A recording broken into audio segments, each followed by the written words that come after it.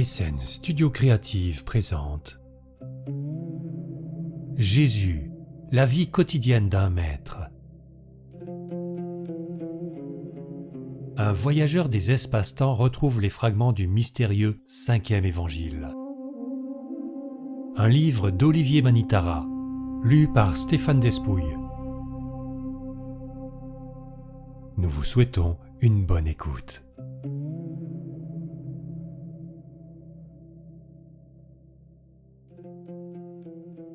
Chapitre 7.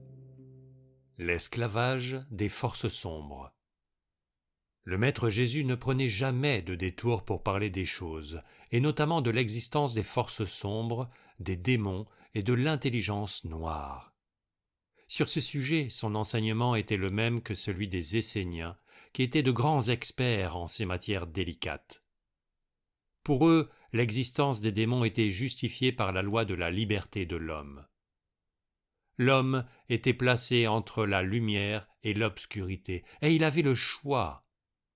S'il se détournait de la lumière, alors il devenait un serviteur de l'intelligence noire, par ses pensées, ses sens, sa volonté, sa vie, ses actes.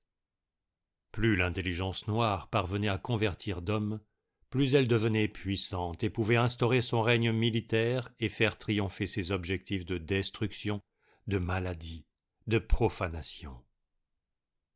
Dans son enseignement secret, le maître enseignait réellement la science, le savoir-vivre qui permettait tout naturellement de ne jamais pactiser avec la bête, la bêtise. Il enseignait aussi cela dans la vie quotidienne, au hasard de ses rencontres. Un jour, alors qu'il se promenait en ville, il rencontra un ami à lui. Ce n'était pas un proche disciple, ni même un élève. C'était juste un homme qui avait sympathisé avec le maître. Le maître était quelqu'un de très ouvert. Il était facile de l'aborder et de lier conversation. Il aimait être avec les gens et partager quelque chose avec eux, ne serait-ce qu'un peu de temps. Cet homme, qui se considérait comme un ami du maître, était rongé dans le secret de son cœur par une jalousie. En fait, il voulait briller aux yeux des autres. Bien qu'il soit issu d'une bonne famille, qu'il soit riche, beau, élégant, orateur accompli, il sentait sur Jésus une gloire qui assombrissait son propre soleil. Pourtant Jésus, bien qu'ayant une noblesse intérieure, était quelconque par rapport à lui. Même s'il émanait de Jésus une autorité, c'était un homme simple, et cela se voyait au premier coup d'œil. Cette situation, au lieu de le calmer, le déroutait davantage, et il se mettait à envier cette simplicité, cette authenticité, cette noblesse intérieure. Alors que le maître conversait joyeusement avec lui, il sentit brusquement une oppression. Ses sens internes le prévenaient que cet homme allait lui faire du mal, ou lui en avait déjà fait. Son intuition le mettait en garde, et lui indiquait qu'il fallait se méfier de lui. Sans attendre plus d'informations, le maître coupe court à la conversation et dit à son ami « Que m'as-tu fait ?» L'homme étonné et mal à l'aise répond « Mais rien, que veux-tu que je fasse à un ami qui m'est cher ?» Le maître ne crut pas ces paroles, et en le regardant dans les yeux avec amour et douceur, il lui dit « Si tu véhicules le mensonge alors que tu sais que la vérité est présente, alors toi-même tu deviendras le mensonge, mais surtout l'esclave du mensonge. » Devant cette parole gravissime, l'homme eut un sursaut de conscience qui l'éveilla dans la vérité. Il avoua sa jalousie à Jésus.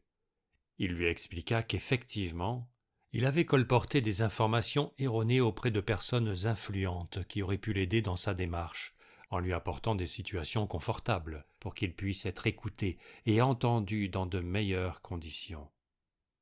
Il avait dit que le maître était le porte-parole d'un fou fanatique qui vivait caché dans une grotte.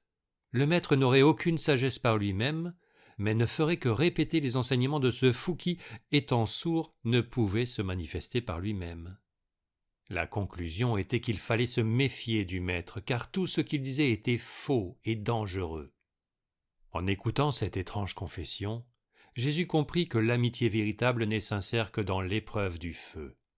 Si le feu n'a pas brûlé les doigts d'un homme, alors son amitié est en attente d'être confirmé.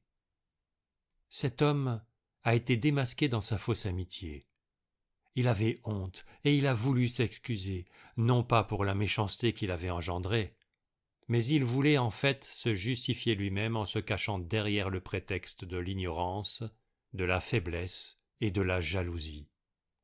Ce n'était pas lui qui faisait cela, mais c'était la dernière manœuvre de la force sombre qui avait pris possession de lui et qui voulait se cacher derrière le voile de la justification pour ne pas perdre sa proie. L'homme n'en eut pas conscience car dans le fond, il ne voulait pas perdre totalement la face devant Jésus. La lumière ne put donc pas entrer totalement en lui pour l'illuminer et le délivrer.